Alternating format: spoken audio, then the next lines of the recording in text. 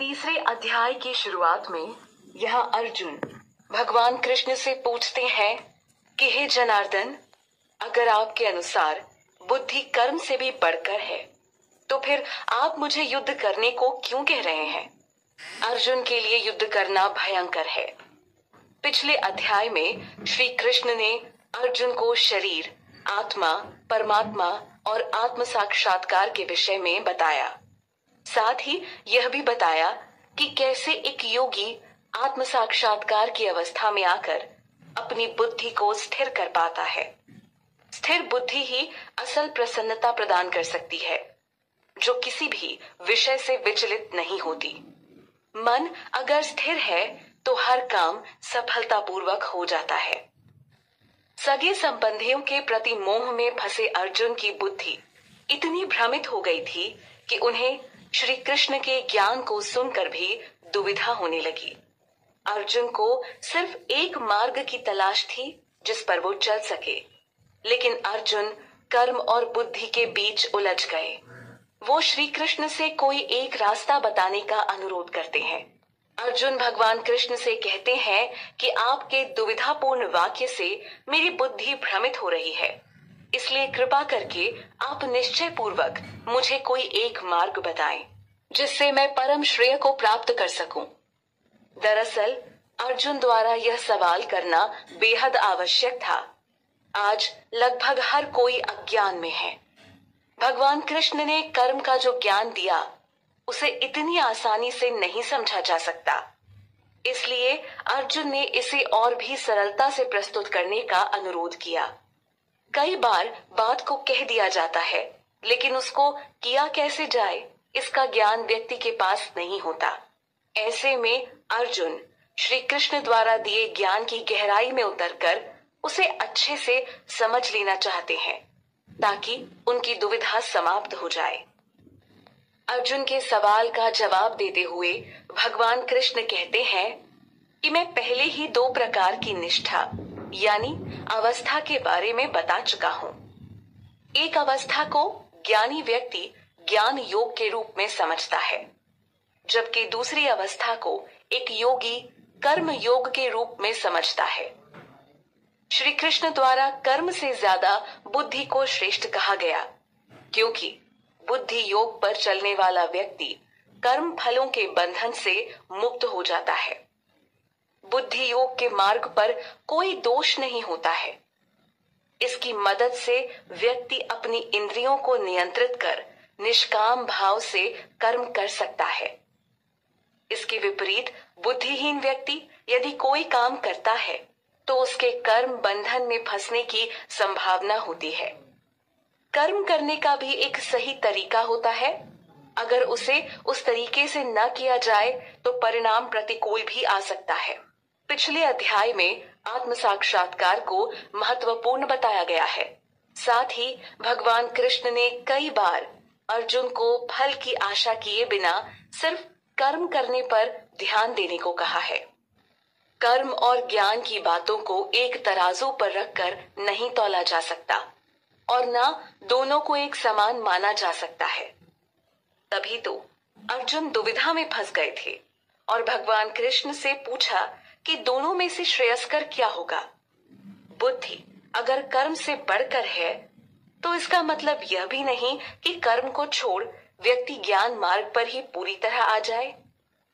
इस श्लोक में भगवान कृष्ण अर्जुन को समझा रहे हैं कि कर्म को बिना शुरू किए कोई भी निष्कर्मता को नहीं प्राप्त कर सकता। यानी कर्म को पूर्ण रूप से त्याग कर यह नहीं सोचना चाहिए कि अब वो कर्म फलों से मुक्त हो जाएगा या कर्मों को त्याग देने मात्र से उसे सिद्धि मिल जाएगी।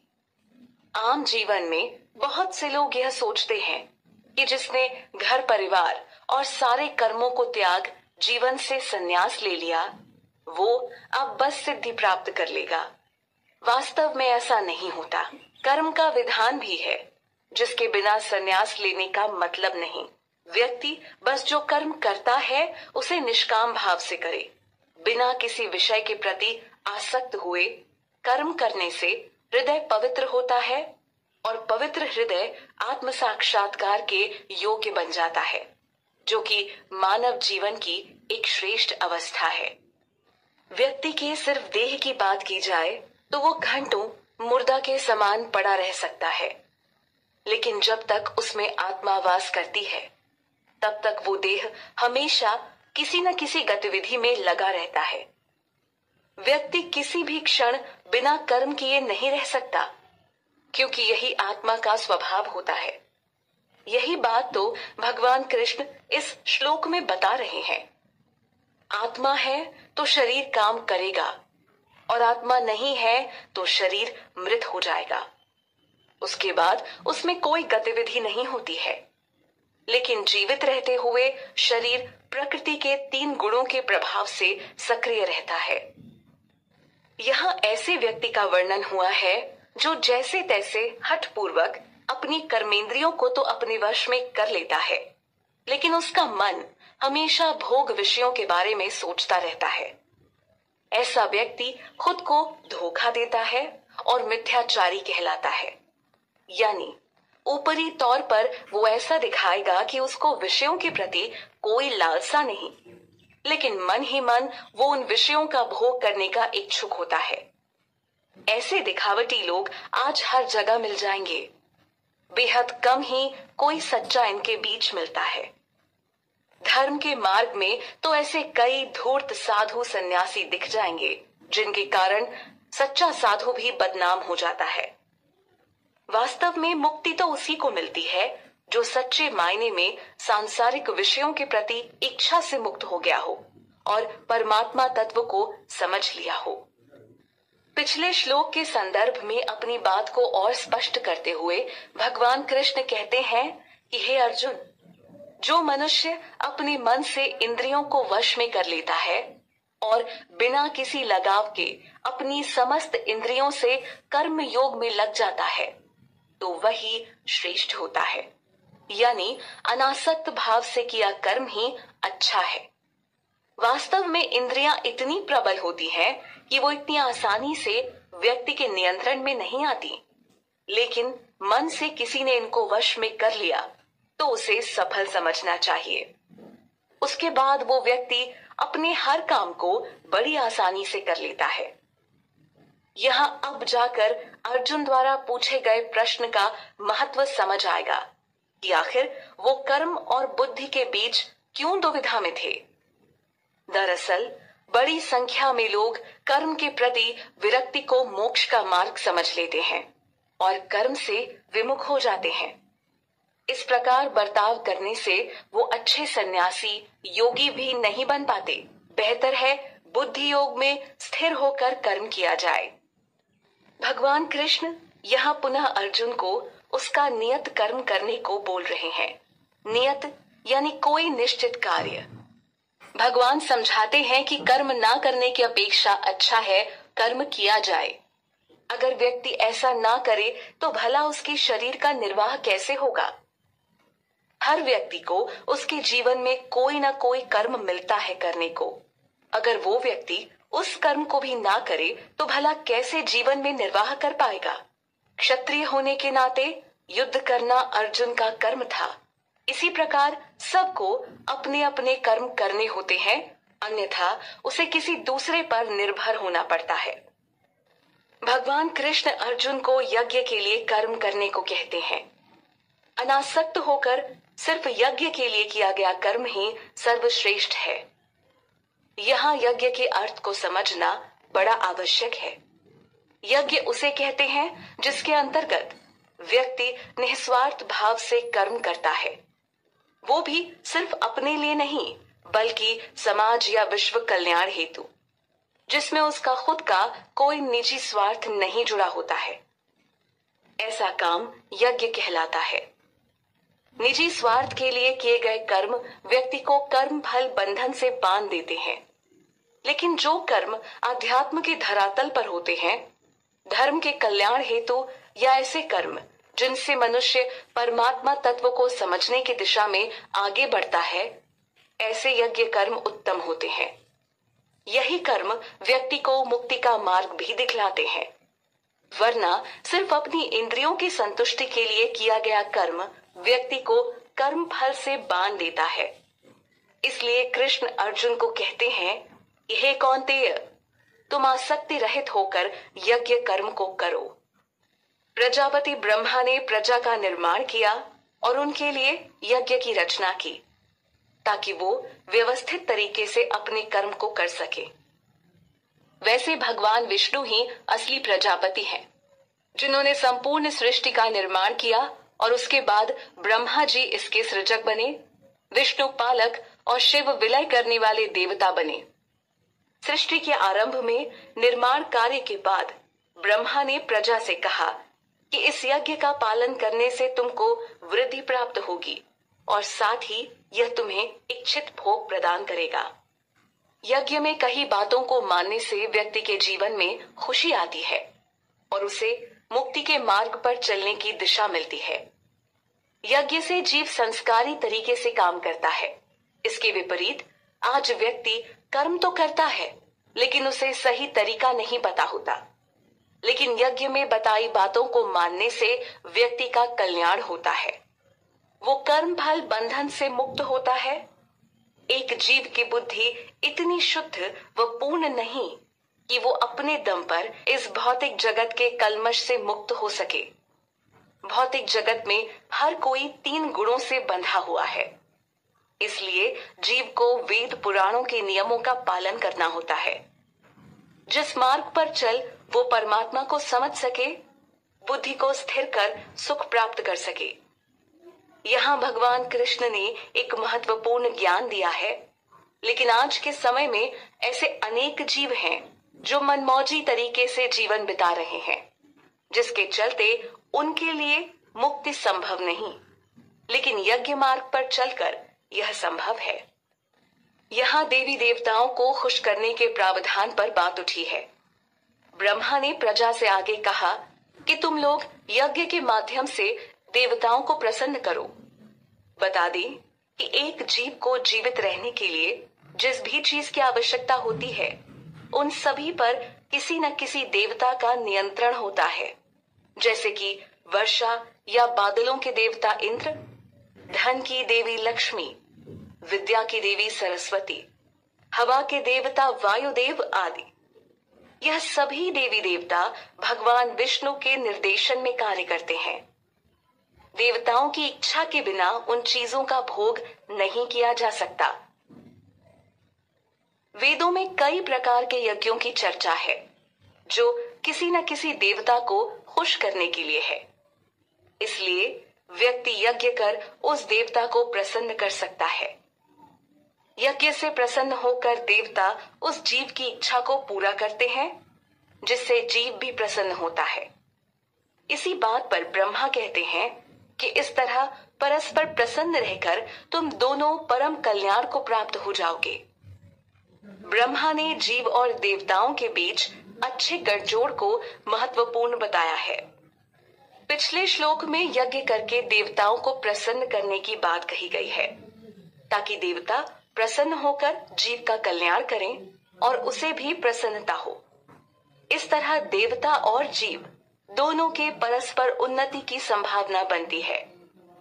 दरअसल जब व्यक्ति किसी देव को प्रसन्न करने के लिए एक खास यज्ञ को करता है, तो इससे वो देवता पोषित होते हैं और फिर जीव को इष्ट भोग प्रदान करते हैं। लेकिन जो व्यक्ति बिना देवताओं के दिए उन चीजों को भोगते हैं, तो यह चोरी के समान हुआ। कोई भी वस्तु उसके मालिक से पूछे बिना ले ली जाए तो यह चोरी हुई और एक चोर के लिए दंड का नियम है। चोरी करके कोई मोक्ष और सुख की कामना नहीं कर सकता। व्यक्ति को यह समझना होगा कि वो खाली हाथ आया था और खाली हाथ जाएगा। धरती पर उसका कुछ नहीं, यहाँ तक कि शरीर को भी उसने धरती से उधार ही लिया है, जो एक वक्त पर वापस लौटाकर उसे चले जाना है। जब व्यक्ति का कुछ नहीं, तो ऐसे में वो किसी भी वस्तु पर अपना अधिकार नहीं जमा सकता। ऐसे में उसे सिर्फ भगवान कृष्ण और उनका प्रतिनिधि करने वाले देवता गणों पर ही निर्भर होना पड़ेगा। इसीलिए यज्ञ करने पर बल दिया जा रहा है, जो कि सबसे उचित व्यवस्था है। यह जीव की आत्मा को शुद्ध कर मुक्ति के काबिल बनाती है। लेकिन जिसे मुक्ति का अर्थ ही नहीं पता और न उसे परमात्मा का ज्ञान है, तो ऐसे जीव के लिए सब व्यर्थ हुआ। यह श्लोक पुनः पिछली बात को दोहराता है और पुष्टि करता है कि यज्ञ करके देवताओं को प्रसन्न करना श्रेष्ठ है। लेकिन जो व्यक्ति सिर्फ अपने लिए भोजन पकाता और खाता है, वो वास्तव में पापों को ही खाता है। तो एक बेहतर रास्ता सिर्फ यही है कि यज्ञ अनुष्ठान किया जाए और भगवान कृष्ण को अर्पित भोजन से जो बचे उसे प्रसाद रूप में स्वीकार किया जाए। इस उपाय से बेहतर और कुछ नहीं। भगवान कृष्ण की कृपा के प्रति कृतज्ञता दिखाए बिना जीवन जीना गलत तरीका है, जिससे परिणाम भी गलत आता है। बहुत लोग भगवान कृष्ण के अस्तित्व को नहीं मानते और सिर्फ इंद्रिय तृप्ति में लगे रहते हैं। ऐसे लोग मात्र पाप जमा कर रहे होते हैं, जिससे निपटने का सिर्फ एक रास्ता है कि जीव वेद पुराणों में बताई बातों का पालन करे और भगवान कृष्ण को समझे। यहाँ अन्न, वर्षा, यज्ञ और कर्म के बीच एक संबंध को प्रस्तुत किया गया है। यह तो हम सभी जानते हैं कि जीव को भोजन की आवश्यकता होती है। अन्न बिना व्यक्ति जीवित नहीं रह सकता है। अन्न जो कि वर्षा के कारण धरती से पैदा होता है। जब वर्षा नहीं होती तो सूखी जमीन पर किसान खेती नहीं कर सकता। इसी प्रकार वर्षा तब होती है जब व्यक्ति यज्ञ करे। पहले व्यक्ति इंद्रदेव की उपासना करते थे ताकि वर्षा से जुड़ा संकट न आए। तो इस तरह अन्न वर्षा से होता है और वर्षा यज्ञ से होती है। अब बात आई यज्ञ की, तो यह व्यक्ति के नियत कर्म से उत्पन्न होता है। यह कड़ी व्यक्ति को सीधे सीधे तौर पर भगवान कृष्ण से जोड़ने का एक प्रयास है। ऊपर बताया गया है कि अन्न वर्षा से उत्पन्न होता है, वर्षा यज्ञ से और यज्ञ व्यक्ति के नियत कर्म से। अब यहाँ बताया गया है कि कर्म की उत्पत्ति वेद से हुई है और वेद स्वयं परम ब्रह्म से प्रकट हुए हैं। परम ब्रह्म यानी भगवान कृष्ण ने ही इन वेदों को प्रकट किया है। वेद व्यक्ति को उसके नियत कर्म करने का एक सही तरीका बताते हैं, जिससे वो कर्म फल में नहीं बंधता। परमात्मा यज्ञ में प्रतिष्ठित है, ठीक वैसे ही जैसे वो हर एक जीव में रहता है। परमात्मा से ऊपर कुछ नहीं। इसीलिए जीव को वेद पुराणों पर विश्वास होना चाहिए। इससे बढ़कर दूसरा कोई सत्य नहीं जो व्यक्ति को सही मार्ग दिखा सके। दूसरे अन्य सभी मार्ग केवल भटकाव ही पैदा करते हैं। तो जीव के लिए आवश्यक है कि वो परम ब्रह्म द्वारा दिए गए इन वेदों को स्वीकार करे। भगवान कृष्ण ने यहाँ सृष्टि चक्र की बात कही और इसके माध्यम से अर्जुन को बोलते हैं कि हे पार्थ, जो व्यक्ति सृष्टि चक्र के अनुसार नहीं चलता उसका जीवन व्यर्थ है, क्योंकि ऐसा व्यक्ति फिर इंद्रिय भोगों में सदैव लिप्त रहता है और एक पापमय जीवन जीता है। इंद्रिय भोगों से व्यक्ति कभी भी संतुष्ट नहीं हो सकता, बेशक वो संतुष्टि के इस भाव में अपना पूरा जीवन बिता दे। लेकिन वास्तविक संतुष्टि और सुख तो परमात्मा तत्व को समझना है। इसलिए व्यक्ति को वेदों में वर्णित विधानों के अनुसार कर्म करना चाहिए, ताकि वो पापों से मुक्त होकर जीवन में एक उच्च अवस्था को प्राप्त कर सके। जिस उच्च अवस्था की ऊपर बात उठी वो कोई और अवस्था नहीं बल्कि आत्म साक्षात्कार ही है। ऊपर के कई श्लोकों में भी इस बात का वर्णन हो चुका है कि किस प्रकार इंद्रिय विषय व्यक्ति को मात्र भ्रमित करके मार्ग से भटकाते हैं, जबकि व्यक्ति को आत्म साक्षात्कार के लिए स्थिर बुद्धि की आवश्यकता होती है। यहाँ भी इसी बात का वर्णन हुआ है कि जो व्यक्ति आत्मा को समझता है वही आनंद का अनुभव कर सकता है। जो व्यक्ति आत्मा को जानकर तृप्त है वह संतुष्ट है, उसके करने के लिए कोई कर्तव्य नहीं रह जाता है। जो आत्मा के स्तर पर आकर परमात्मा को समझ गया, मानो उसने दुनिया का सबसे बड़ा कर्म पूर्ण किया। उसके सामने फिर किसी दूसरे कर्म की बात ही क्या करनी। श्री कृष्ण को जानना ही तो एक सबसे बड़ा कर्म हुआ। इसके आगे बाकी सब कर्म बेमतलब हैं, जो मनुष्य को मात्र कर्म फल से बांध देते हैं। इसकी पुष्टि तो तमाम वेद पुराण करते हैं। यहाँ उस महापुरुष की बात की गई है जिसका इस संसार में न तो कर्म करने से कोई प्रयोजन रहता है और न ही उसके पास कर्म ना करने का कोई कारण रह जाता है। ऐसे महापुरुष पूर्ण मुक्त अवस्था में पहुंच चुके होते हैं, जिसके कारण वो किसी भी दूसरे व्यक्ति पर किसी तरह निर्भर नहीं होते हैं।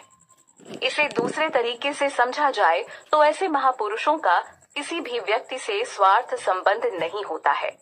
लेकिन आजकल देखा जाए तो एक बड़ी संख्या में लोग एक दूसरे से किसी न किसी स्वार्थ के कारण जुड़े होते हैं। रिश्ते लेन देन का व्यापार से लगते हैं। अगर किसी के साथ जुड़कर कोई फायदा नहीं दिखा तो व्यक्ति ऐसे रिश्तों को जल्द छोड़कर आगे बढ़ जाता है। परंतु परमात्मा में चित्त को लगा लेने वाले महापुरुष ऐसे नहीं होते। दो शब्दों पर खासा ध्यान देना है, एक तो आसक्ति और दूसरा अनासक्ति। दोनों शब्द बड़े मिलते जुलते से लगते हैं, लेकिन दोनों में जमीन आसमान का अंतर है। आसक्ति बंधन है तो अनासक्ति मुक्ति का मार्ग। पिछले श्लोक में महापुरुषों के गुणों का वर्णन हुआ कि भगवान को छोड़कर उनका स्वार्थ किसी भी दूसरे व्यक्ति से नहीं जुड़ा होता है। भगवान कृष्ण अर्जुन को समझा रहे हैं कि तू आसक्ति रहित हो जा, यानी मोह से मुक्त होकर केवल अपना कर्म कर, क्योंकि जो व्यक्ति किसी भी प्रकार की आसक्ति से दूर है वो कर्म करते हुए ही परमात्मा को प्राप्त कर सकेगा। इसके लिए उसे सिर्फ अनासक्त होना पड़ेगा। भगवान कृष्ण तक पहुंचने के लिए भौतिक आसक्तियों का त्याग करना होता है। व्यक्ति को श्री कृष्ण या माया में से किसी एक का चुनाव करना होता है। यह चुनाव ही उसकी गति निर्धारित करता है। कृष्ण की मदद से व्यक्ति माया के चंगुल से बच सकता है, लेकिन बिना अनासक्त के यह संभव नहीं है। यह ज्ञान सबके लिए है कि कैसे व्यक्ति को बिना लगाव के सिर्फ अपना कर्म करना चाहिए, क्योंकि व्यक्ति कर्म किए बिना नहीं रह सकता, तो कर्म फल से अनासक्त ही बेहतर उपाय है। इस श्लोक में राजा जनक का एक उदाहरण प्रस्तुत हुआ है, जिसका तात्पर्य यह बताना है कि राजा जनक जैसे महापुरुष भी सिर्फ कर्म के माध्यम से परम सिद्धि को प्राप्त हुए हैं। सिद्धि की जब बात हो तो इसका अर्थ यह नहीं निकालना चाहिए कि इसे प्राप्त करने के लिए व्यक्ति को जीवन में हर एक चीज का त्याग करना होगा, अपितु हर एक कार्य को वेदों द्वारा बताए गए तरीके से करना चाहिए, यानी बिना आसक्ति के, बिना परिणाम की चिंता के। व्यक्ति कर्म का त्याग नहीं कर सकता, पर उसे करने का तरीका बदल सकता है। व्यक्ति के द्वारा किए कर्म दूसरों के लिए प्रेरणा बनते हैं। यदि अर्जुन युद्ध नहीं करता तो बाकी क्षत्रियों के लिए एक गलत संदेश जाता, जिसके परिणाम स्वरूप बाकी लोग भी इस बात का बहाना कर अपने कर्तव्यों से विमुख हो जाते, जो बिल्कुल भी सही नहीं होता। परमात्मा को स्मरण कर व्यक्ति को लोक कल्याण का भी हमेशा ध्यान रखना होता है। जनक एक ऐसे राजा थे जिनके पास संपूर्ण अधिकार व शक्ति थी।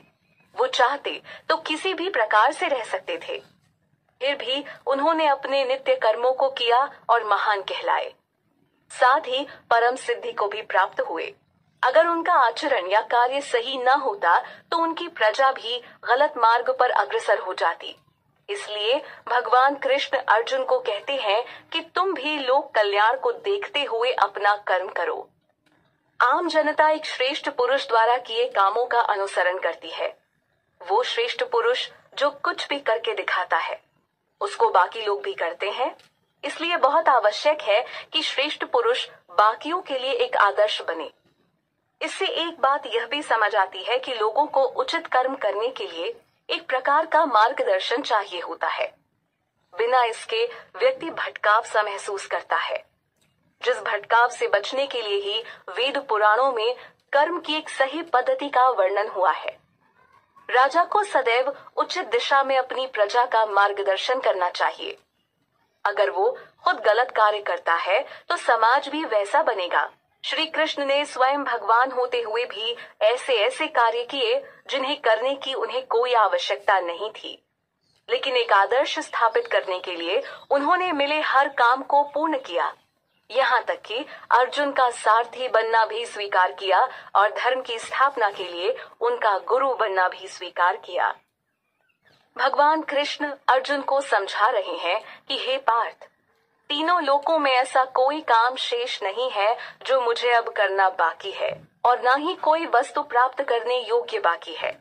दूसरे तरीके से इस बात को समझा जाए तो श्री कृष्ण का तात्पर्य है कि उनको किसी भी वस्तु की कोई आवश्यकता नहीं, क्योंकि उनके पास किसी चीज का अभाव भी नहीं है। अभाव के अलावा उनमें किसी वस्तु को पाने की चाह भी नहीं। अब जब आवश्यकता ही ना रहे तो कर्म करने का भला क्या अर्थ? लेकिन फिर भी श्री कृष्ण ने कर्म किए। एक आम व्यक्ति की हजारों कामनाएं होती हैं जिन्हें वो पाना चाहता है और जिसके लिए फिर उसे कर्म करना होता है। लेकिन श्री कृष्ण कोई आम पुरुष नहीं, वो दिव्य हैं। उनमें किसी वस्तु को लेकर आसक्ति नहीं है। यही बात तो भगवान कृष्ण बता रहे हैं कि फिर भी मैं कर्म करने में लगा रहता हूँ।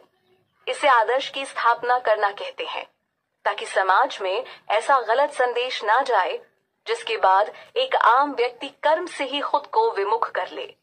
आज पूरे विश्व में लोग भगवान कृष्ण द्वारा दिए भगवत गीता के ज्ञान का पालन करने में लगे हैं। ऐसा इसलिए क्योंकि धीरे धीरे हर कोई यह बात स्वीकार कर रहा है कि श्री कृष्ण का ज्ञान ही सर्वश्रेष्ठ और परम सत्य है। इस परम सत्य को स्वीकार करके ही व्यक्ति जीवन के कष्टों से मुक्ति पा सकता है। भगवान कृष्ण के ज्ञान के अलावा अगर उनके कर्मों की बात की जाए तो व्यक्ति को उससे भी सीख लेनी चाहिए कि दिव्य, सर्वश्रेष्ठ और भगवान होते हुए भी वो कभी अपने कर्म से विमुख नहीं हुए। हर काम को बड़ी सतर्कता से किया, क्योंकि वो जानते थे कि उनके द्वारा गलत तरीके से किया गया कोई भी कार्य सामान्य जन पर गलत असर डालेगा। यहाँ इसी बात की भगवान कृष्ण पुष्टि करते हुए अर्जुन को कहते हैं कि अगर मैं कोई काम सावधानी से ना करूं तो हर कोई मेरा अनुसरण करेगा। मुखिया सही हुआ तो उसका दल भी सही व्यवहार करता है। दूसरे अध्याय से लेकर इस अध्याय तक भगवान कृष्ण कर्म सिद्धांत को बता रहे हैं कि इसको किए बिना जीव का निर्वाह हो ही नहीं सकता। अब ऐसे में सोचने वाली बात है कि कर्म का ज्ञान देने वाला अगर खुद ही कर्म ना करे तो बाकियों पर इसका क्या प्रभाव होगा। श्री कृष्ण इस बात को भली भांति जानते थे, तभी तो वो कोई भी कर्तव्य करने से पीछे नहीं हटे। श्री कृष्ण अर्जुन को यही बात समझा रहे हैं कि अगर मैं कर्म ना करूं तो सारे मनुष्य नष्ट भ्रष्ट हो जाएंगे और मैं इसका जिम्मेदार हो जाऊंगा। सारे मनुष्य नष्ट भ्रष्ट हो गए तो इससे संकरता का संकट आ जाएगा। संकरता से तात्पर्य एक प्रकार मिलावटी और अवांछित जन समुदाय से है, जिनकी संख्या ज्यादा होने से समाज सही मार्ग से भटक जाता है। लेकिन कृष्ण इसका कारण नहीं बनना चाहते, इसीलिए वो अपने हर कर्म को अच्छे से प्रस्तुत करते हैं ताकि पथ भ्रष्ट लोगों को सही मार्ग दिखाया जा सके। यहाँ ज्ञानी और अज्ञानी पुरुष के बीच के भेद पर प्रकाश डाला गया है। अज्ञानी उसे कहा गया है जिसके हृदय से वस्तुओं के प्रति आसक्ति गई नहीं है, यानी वो कर्म तो करता है लेकिन उसमें फल पाने की लालसा होती है। जब तक उसे किसी कार्य में खुद का फायदा ना दिखे तब तक वो उस कार्य को नहीं करता। इसके ठीक विपरीत एक ज्ञानी पुरुष समाज कल्याण हेतु कार्य करता है, जिससे बेशक उसे निजी फायदा मिले या ना मिले। वो कर्म करता है लेकिन उसके परिणाम के प्रति कोई आसक्ति नहीं रखता। वो स्वतंत्र भाव से अपने कर्म को करता है और यही सही विधि भी है। अनासक्त भाव से कर्म करने पर कोई कर्म बंधन पैदा नहीं होता। वेद पुराणों में एक सभ्य जीवन बिताने हेतु अनेक बातों का वर्णन मिलता है, लेकिन हर कोई उनका पालन नहीं कर पाता। एक ज्ञानी पुरुष निसंदेह उनका पालन करता हो, लेकिन अज्ञान में पड़ा व्यक्ति वेदों की बातों से दूर ही रहता है। वो अपने ही तरीकों से जीवन जीता है और कष्टों में पड़ा रहता है। ऐसे में आवश्यक है कि उसकी बुद्धि को एकदम से भ्रमित न किया जाए। इसलिए यहाँ भगवान कृष्ण अर्जुन को बता रहे हैं कि ज्ञानी पुरुषों को अज्ञानता में पड़े ऐसे लोगों की बुद्धि में संदेह पैदा नहीं करना चाहिए। उन्हें अज्ञानी व्यक्ति को उसके कर्म करने से रोकना या उसमें बाधा नहीं पहुंचानी चाहिए। इसकी बजाय स्वयं समस्त कार्यों को